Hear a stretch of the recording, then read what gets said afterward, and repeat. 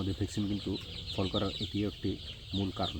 একটি ভ্যাকসিন খালি শিশির ধরেন এটা ভ্যাকসিন আমি যদি অলরেডি এটা ব্যবহার করে ফেলেছি, এই ভ্যাকসিনটা যখন এইভাবে হাতের মুঠের ভেতরে এইভাবে 7 থেকে 10 সেকেন্ড রেখে দিবেন, তখনই কিন্তু আপনার ভ্যাকসিনটা কার্যকরী ক্ষমতা হারাবে।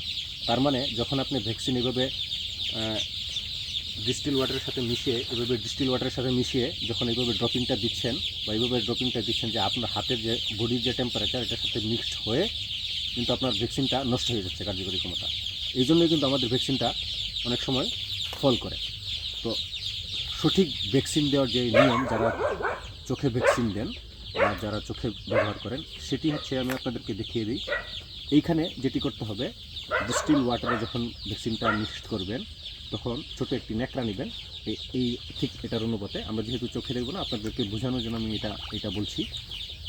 ভিজা ন্যাকড়া নিয়ে এইভাবে এরকম একটা ছোট্ট একটা আইস কিউবের পাত্র নেবেন। ন্যাকড়াটা এখানে চুবিয়ে বা ভিজিয়ে ন্যাকড়াটা যখন ঠান্ডা হয়ে যাবে তখন এটার সাথে এভাবে পেঁচিয়ে নেবেন। ন্যাকড়াটাতে পেঁচিয়ে ঠিক এই 3 আঙ্গুলে এইভাবে ধরে এইভাবে দিতে হবে। সিস্টেমটা হচ্ছে ঠিক এইভাবে ধরে 1 ফোঁটা 1 ফোঁটা 1 ফোঁটা এইভাবে কন্টিনিউ আপনাকে ব্যবহার করতে হবে। অনেকে দেখা গেছে যে কন্টিনিউ ব্যবহার করতেই থাকেন একদম শেষ না হওয়া পর্যন্ত। এটা আসলে ভুল, এটা কখনোই করবেন না।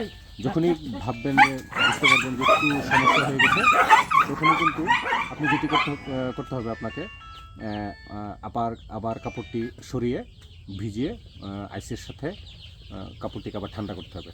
এতে করে ঠান্ডাটা অনেকক্ষণ পর্যন্ত বা দীর্ঘ সময় ধরে রাখে। তো আপনার এইভাবে কিন্তু ভ্যাকসিনটা ফল করার সম্ভাবনাটা খুব কমে যায়। অন্যথায় আমাদের ভ্যাকসিন কিন্তু ফল করার এটিও একটি মূল কারণ। ধন্যবাদ সবাইকে।